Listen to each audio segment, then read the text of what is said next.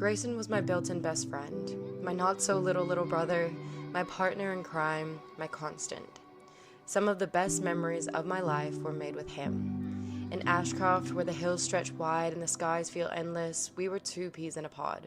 Geocaching with our grandparents, biking through the sand dunes, mudsliding, building forts, and hiking the dusty trails. And somehow, Grayson always managed to find the best hiking stick, as if it were meant for him. That was our world, a place I still see him in. Dad was a huge part of that world too. He gave us the gift of freedom, to roam, to climb, to discover. He let us be wild in the middle of it all, and he and I would be absolute goofs, making silly faces, cracking nonsense jokes. Grayson would just roll his eyes at us as if he wasn't impressed, but we'd always catch that smirk creeping in, and once we heard that giggle, we knew he couldn't help himself.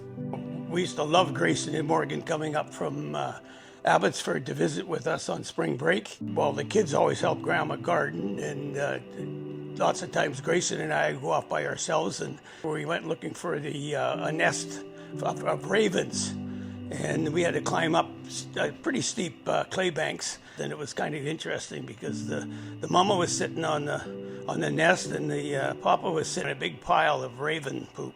And the pile was so big that 2 years later the ravens couldn't nest there anymore. We got some pictures, and he thought that was kind of neat to see. At other times we go up to Barnes Lake. At the bottom of the hill up there, there was all kinds of round rocks, so we'd build nutchucks. And I got a couple of pictures of him building a nutchucks taller than him, and he was 14 at that age, so they were pretty tall nutchucks. So we'll always remember them. Yeah, good memories are great memories. When Morgan and Grayson would always come every year for a week at spring break, and I could hear them from the porch. I could see them riding around out there, and I could hear them giggling. Well, eventually they came home, and they were absolutely covered from head to toe in mud, just with their grins from ear to ear. They were just so excited and having so much fun. And I told them to just stand right there, and I took the broom and I broomed all the mud off them. It was something that they never got to do at home, and I think it's a fond memory for both of them. So in the springtime, it's yard cleanup. We had great fun because we'd pile the things in all the dead plants and stuff in the wheelbarrow and wheel them out to the back gate and dump them over the hill. And then we'd turn the wheelbarrow around, and they'd both climb in it, and they'd have a wheelbarrow ride back to where we were doing the next trimming. We also have a fish pond. The fish are just starting to come awake in the spring.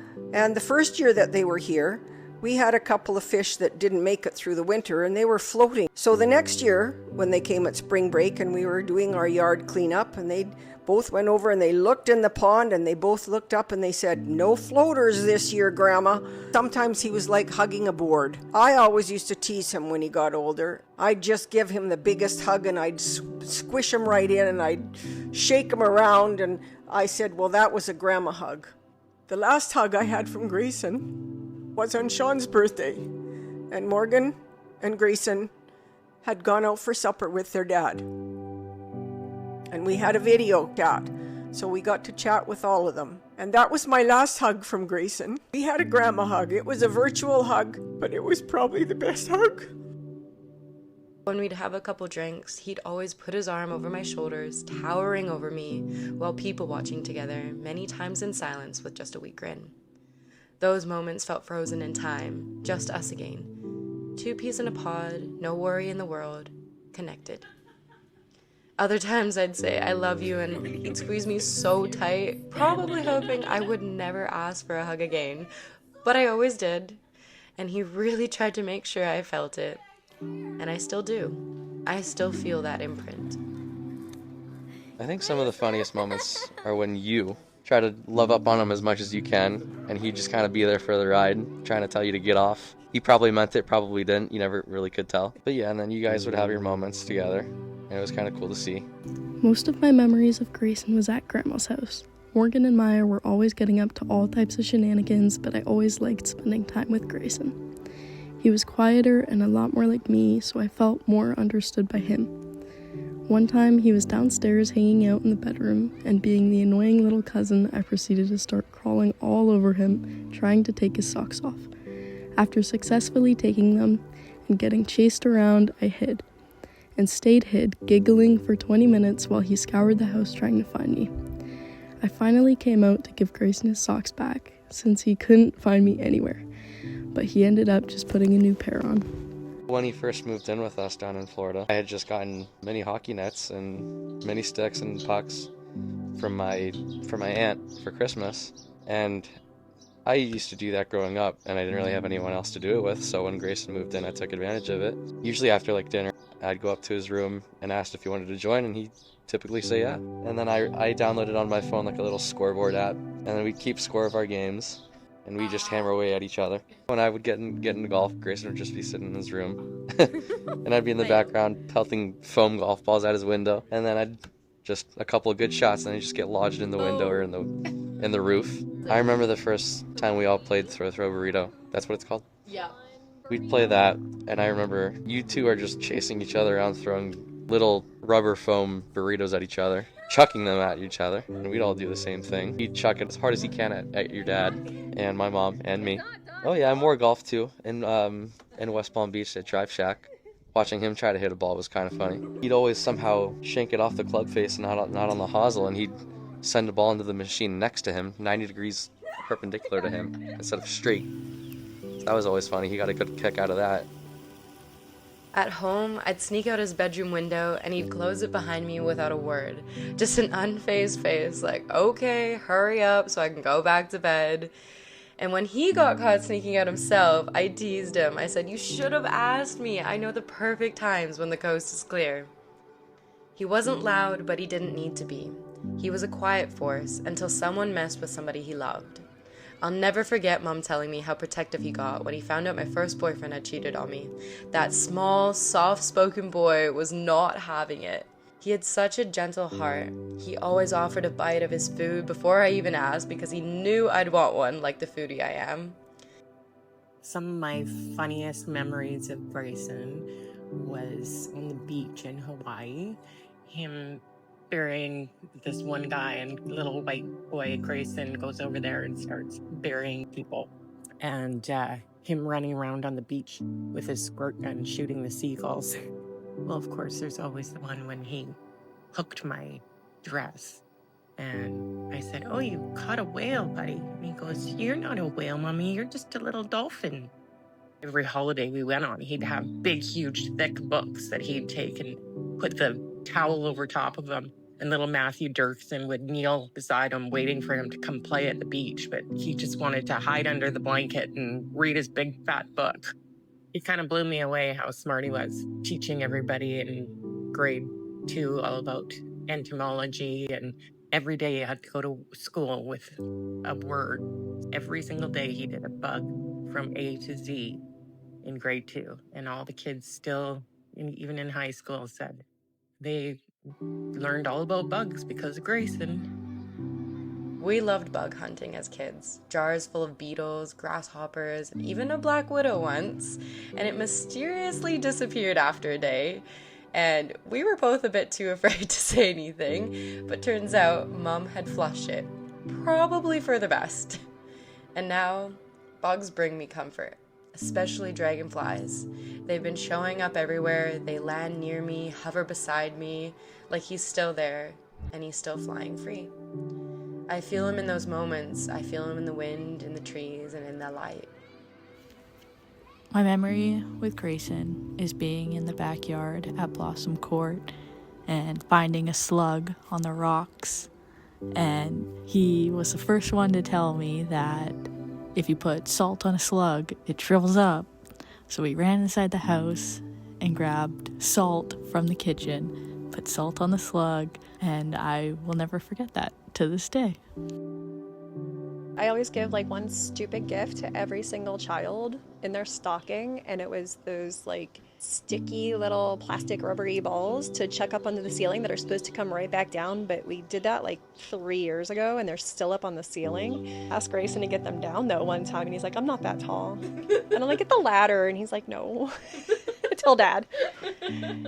one time I wanted to surprise your dad with a cool air intake for his Jeep. And I said, Grayson, come help me, because I know that he had learned some stuff about cars from Andrew. So Grayson and I put the whole thing in ourselves. He would always kick ass in anything trivia. He had so much knowledge up in his brain. You had no idea what you had until you're playing trivia. And I'm like, how do you know that? His answer was always I don't know. He knew everything. I would ask him instead of Google. Grayson, come downstairs. And then he would know exactly where it was, how long it's been there, what kind of democracy, government, whatever they had, the Capitol, the flag, who the president was, all of that. I'm like, how do you know this? Again, I don't know. Then there's the conch shell. Right now it's on the TV stand, but it was the most beautiful conch shell. And it was simply because your dad encouraged Grayson to look for seashells because they were so pretty on the beach. And he's like, Grayson, do something, find a seashell. And then all of a sudden, he takes a deep breath, goes underwater, and comes up with a conch shell. Who does that? Nobody does that. And he's like, here's a shell, and he just throws it at your dad. And then he was like, there, I think I'm done. Then we had to smuggle it back on the ship. Okay, so for Grayson's 21st birthday, I wanted to take him to Las Vegas. Unfortunately, it was COVID, and so it wasn't the best time to go to Vegas. It was a pretty good experience because there was at least enough things that were open that we could do stuff. So I took him to a racetrack where he could race a car. He wanted to race in the Nissan GTR, which I thought was interesting because he could have picked a Lamborghini or a Ferrari or whatever, but he chose a Nissan. We went to a shooting range where you got to shoot I think it was 7 different types of guns, all the way from a smaller handgun all the way up to a fully automatic rifle. And so he had a good time with that. There was only one strip bar open in all of Las Vegas, and so we did go there. Grayson spent a bunch of money. He ended up at the cash machine at one point in the night, and he couldn't get any more money out. And so I had to shut him down at that point. Him and I would play foosball, and he was quite young then, but he got so good that he would beat me almost every time at foosball. When he and Dad visited me in New Zealand, we went on a massive road trip. We played cards every night, explored the most breathtaking places, and he'd flash that big, beautiful smile of his that made me feel like everything was okay. One night, driving through the dark, many animals jumped out in front of the car, something that happens far too often there. And Grayson, between fits of actual belly laughter, goes, "A bunny exploded!" I was horrified, but the way he laughed, completely unfiltered, unstoppable, it just got me. Even the bunny eyeballs stuck to the front of my white Mazda. I couldn't help but laugh too. That was Grayson, pure joy in the weirdest moments. We went to New Zealand in 2017 to visit his sister.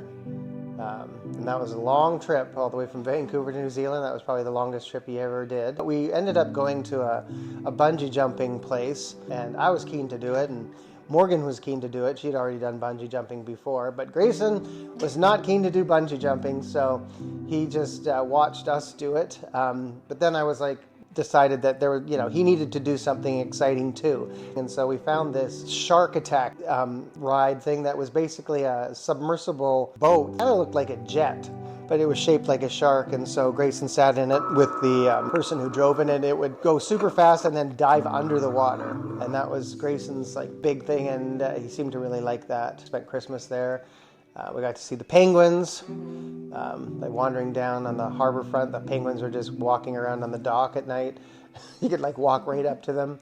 Yeah, that was a fun trip. We got married in 2022, and that was sort of during the COVID years as well, so there weren't too many people that could come to the wedding, but obviously Grayson was there in Florida with us, and so it was really awesome to be able to have him in the wedding party, get all dressed up as one of the groomsmen, and yeah, he had a really good time that day because most of the people that were there were our immediate close friends, neighbors, and people that Grayson knew well. We tried to get Grayson into hockey, but he never really got the full hang of skating. Like, he would kind of do this interesting skating style where he'd keep one foot planted and then he'd push with the other leg.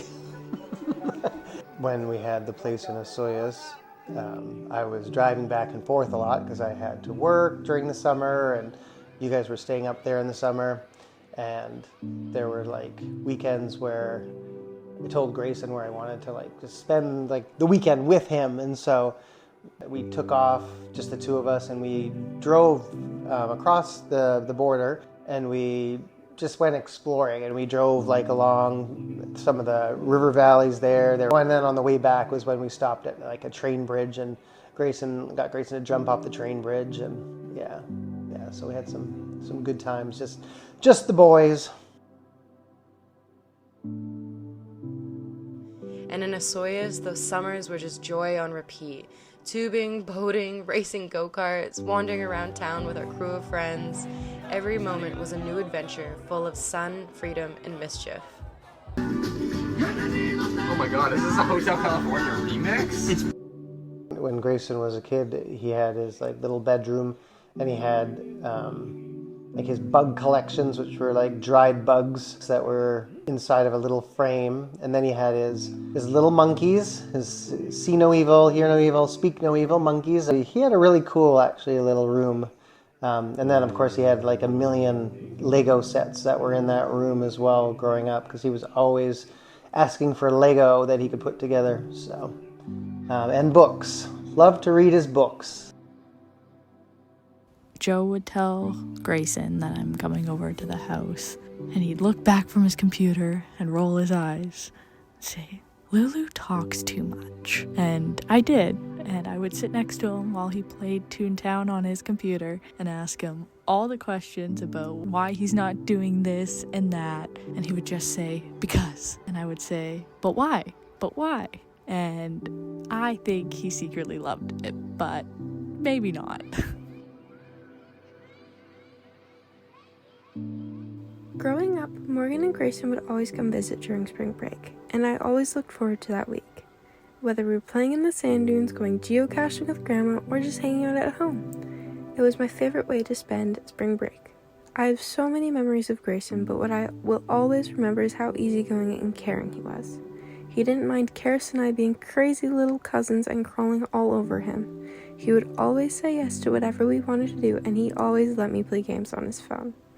There was one Easter where him and Morgan were visiting, and Grandma did an Easter egg hunt in her backyard for us. I was having some trouble, and he helped me out with finding some. He always seemed so happy spending time with Karis and I, and I'm so glad to have grown up with him. For me, he was a safe place, a teammate in every weird and wonderful part of our life. Through the hard stuff, we were each other's lifelines. There were things that we both carried, quiet things, and while I sometimes ache wondering if I could have done more to protect him, I know we did our best. He was hurting, and sometimes love isn't enough to stop the pain. But my love, it's still here, and it always will be. I believe in his heart he knew how deeply we all loved him, how furiously we showed up for him, but something made him pull away, close off, and made him feel alone, even when he was surrounded by love. The heaviness in his mind blurred the truth and told him he was a burden. But he was never a burden. He was our light, our laughter, our joy, and he always will be. I love you forever, and as long as I live, my little brother you'll be. Now be free like the wind and wild like our hills. You'll never ever be forgotten. I love you, Grayson.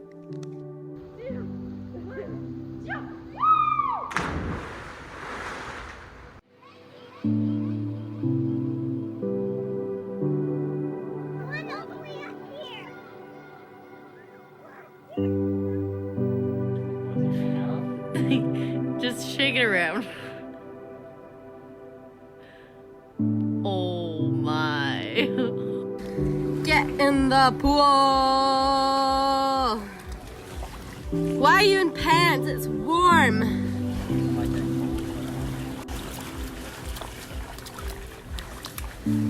Alright.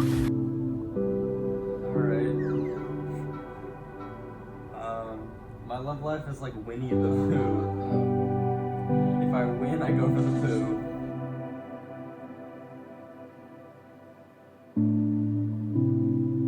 In the jungle!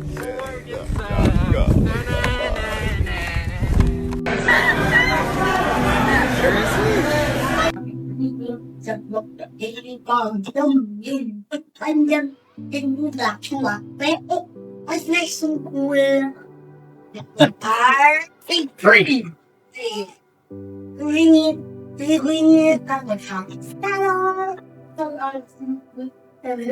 this is my ganja